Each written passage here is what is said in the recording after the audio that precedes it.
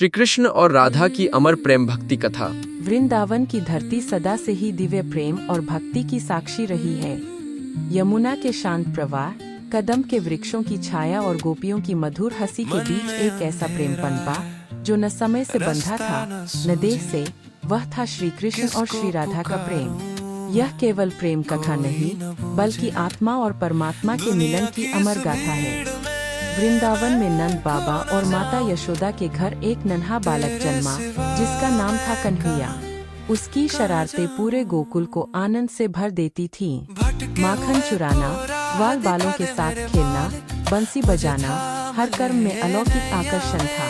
पर इन सब के बीच एक बालिका थी जिसकी उपस्थिति से स्वयं कृष्ण का हृदय खिल जाता। वह थी राधा।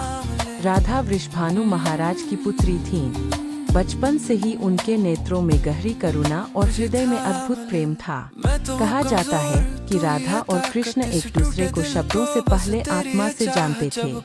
जब कृष्ण बंसी बजाते तो राधा का हृदय उसी धुन में बहने लगता, और जब राधा मुस्कुराती तो कृष्ण की बंसी स्वयं गूंज उठती। राधा केवल एक गोपी नहीं थी, वे महाभाव की साक्षात मूर्ति थी। उनका प्रेम किसी अपेक्षा, किसी स्वार्थ या किसी बंधन से परे था। वे कृष्ण को पाना नहीं चाहती थी, वे तो कृष्ण में लीन होना चाहती थी। यही कारण है कि उनका प्रेम संसार का सबसे पवित्र प्रेम माना गया।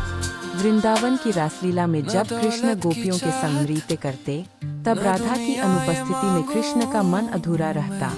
कहा जाता है कि जब राधा मान कर जाती तो कृष्ण बंसी नहीं बजाते थे, उनके बिना संगीत भी मौन हो जाता था। यह मान केवल प्रेम का नहीं बल्कि यह दर्शाता है कि परमात्मा भी भक्त के बिना अपूर्ण है। एक बार राधा ने कृष्ण से पूछा, तुम सबके हो फिर मेरे क्यों हो? कृष्ण मुस्कुराए और बोले, मैं सबका हूँ क्योंकि तुम मेरी हो। यह संवाद प्रेम का नहीं बल्कि अद्वैत का सिद्धांत है, जहाँ मैं और तुम का भेद समाप्त हो जाता है। समय बीतता गया, कृष्ण को मथुरा जाना पड़ा। यह विरह राधा के जीवन का सबसे कठिन क्षण था। जब कृष्ण वृंदावन छोड़कर गए तो ऐसा लगा मानो यमुना का जल थम गया हो, पेड़ पौधे मुरझा गए हो और वृंदावन की आत्मा रो पड़ी हो।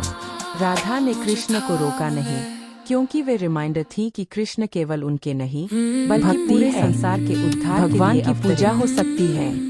पर भक्ति के बिना भगवान भी अधूरे हैं। राधा ने कभी कृष्ण को पाने की मांग नहीं की, उन्होंने कभी अधिकार नहीं जताया। उनका प्रेम पूर्ण समर्पण था। वे जानती थी कि सच्चा प्रेम बंधन नहीं बल्कि मुक्ति देता है। कृष्ण भी जानते थे कि राधा केवल उनकी प्रेमिका नहीं बल्कि उनकी शक्ति है।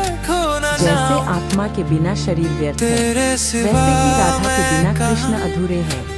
इसलिए कहा जाता है, राधा के बिना कृष्ण नहीं, कृष्ण के बिना राधा नहीं। आज भी वृंदावन में कहा जाता है कि रात के सन्नाटे में जब सब सो जाते हैं तब यमुना के किनारे बंसी की मधुर तान सुनाई देती है।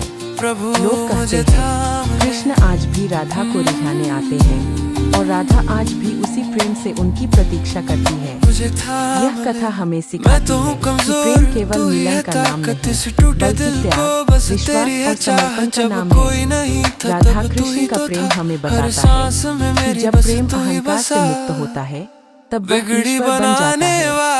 इसलिए राधा कृष्ण की कथा केवल सुनी नहीं जाती, जी जाती है। जब हम निस्वार्थ प्रेम करते हैं, जब हम अपेक्षा छोड़ देते हैं, जब हम समर्पण सीख लेते हैं, तब हमारे जीवन में भी कृष्ण प्रकट हो जाते हैं।